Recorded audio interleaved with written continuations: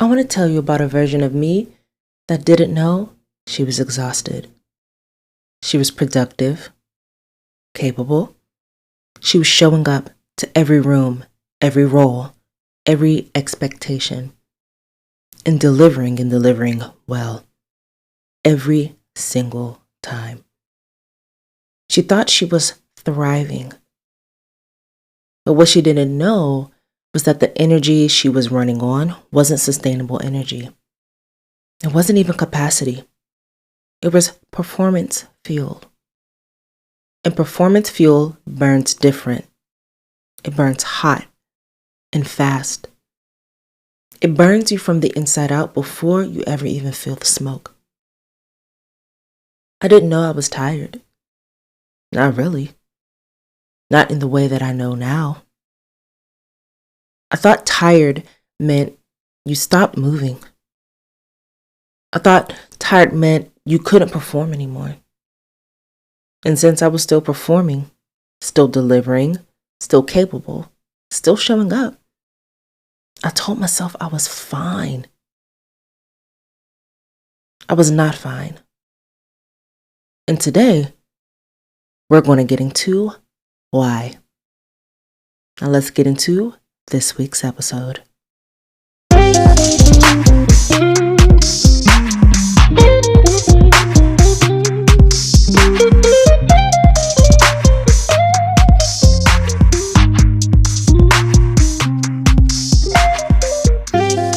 Hello everyone, and many blessings to you.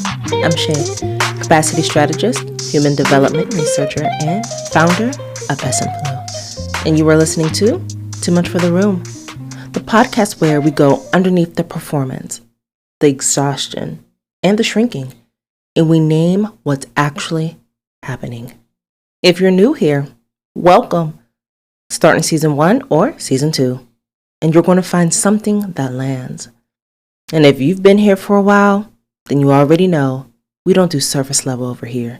We go all the way in. Today's episode is one that I think a lot of you are going to feel in your bones. Because we're talking about the kind of tired that doesn't look like tired from the outside. The kind that you don't even recognize within yourself until something forces you to stop. The kind that was there long before you had a name for it. This is one for the woman who has been tired for years and didn't know it. So let's jump right into it. Now here's something I need you to understand about the way high-capacity Black women experience exhaustion. It doesn't look like what we've been taught exhaustion looks like. We've been taught that tired means you slow down. That exhaustion means you can't perform.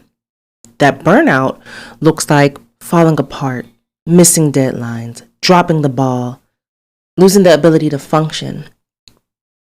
But that's not what it looks like for us. Not usually. For high-capacity Black women, exhaustion looks like thriving. It looks like capability. It looks like a woman who is showing up, delivering, leading, holding it together, being strong, and doing it all with a smile. Think about the woman in your office who always has the answer, who takes on the extra project without being asked, who stays late, comes in early, and somehow manages to make it all look effortless. Who everyone goes to when something needs to get done right. Now ask yourself, wouldn't anyone last ask her if she was okay? Better yet, when did she last ask herself? In Dr. Cheryl Woods-Gascombe's foundational research on the Superwoman Schema, she documents this exact thing with precision. The Superwoman Schema is a cultural construct. It's a set of roles and expectations that get placed onto Black women, and that includes feeling obligated to manifest strength, suppressing emotions, resisting vulnerability, and help seeking, prioritizing caregiving for others over self-care, and feeling driven to succeed despite limited resources. And what her research shows is that Black women don't just perform these roles, they internalize them. They become the identity. So the exhaustion doesn't register as exhaustion. It registers as normal. It registers as who you are. And that is exactly how you end up tired before you know you're even tired. And here's what I want to get personal with you about. See, for years, and I mean years, I was running. Not physically, but in every other sense of the word. Running towards the next deliverable, the next role, the next version of myself that would finally be enough for the rooms I was trying to fit into. I was constantly performing, not consciously. That's the part that I need you to hear. I wasn't standing in the mirror every morning deciding to put on a mask. The mask had been on for so long that I forgot it was even there. I was performing in professional spaces, calibrating how I showed up, how I spoke, how I packaged my intelligence so it didn't make anyone uncomfortable. I was performing in personal spaces, being the strong one, the capable one, the one who had it together even when I didn't. I was performing for an audience that didn't even know they were watching. And I didn't know I was on the stage. And the whole time, I thought I was fine. Because I was. I was still moving, still producing, still capable. What I didn't understand then, and what my research has since documented, is that performance has a cost that doesn't show up immediately. It accumulates quietly, underneath the capability and the productivity and the showing up. My research makes a distinction between suppression and substitution. Suppression is when you know who you are and you're hiding it. But substitution runs deeper. Substitution is when the installed identity, the performed version of you, has replaced your native self so thoroughly that the performance is your normal, your default. The exhaustion is your baseline. You don't know you're tired because tired is all you've ever known. And here's the piece that the research from Irving and colleagues confirms. This chronic activation of the Superwoman role is directly linked to psychological distress, physical health outcomes, and a diminished sense of self over time. Not because Black women are weak, but because no human being can sustain a performance indefinitely without it costing them something in return. The exhaustion was never random. It was the receipt for years of performing yourself out of existence. And it was always there, long before you had the language to name it. There's a moment, and I believe most of you listening have had this moment or are approaching it, where the tiredness stops being silent. Something happens, a breaking point, a health scare, a relationship that falls apart, a job that finally goes too far. A moment alone where you look in the mirror and don't recognize the woman looking back. For me, it was a slow unraveling. Years of showing up in spaces that required me to be the version of myself I hadn't consciously chosen. Years of producing, performing, and delivering. And then a season where everything that had been holding the performance together slowly started to crack. And what came out from underneath those cracks wasn't weakness. It was truth. The truth that I had been exhausted for a very, very, very long time. Not from working hard. I'm built for hard work. Literally. But from working hard at being someone I was never designed to be. Bell Hooks wrote about the way Black women are socialized to believe that their worth is tied to their labor and their strength.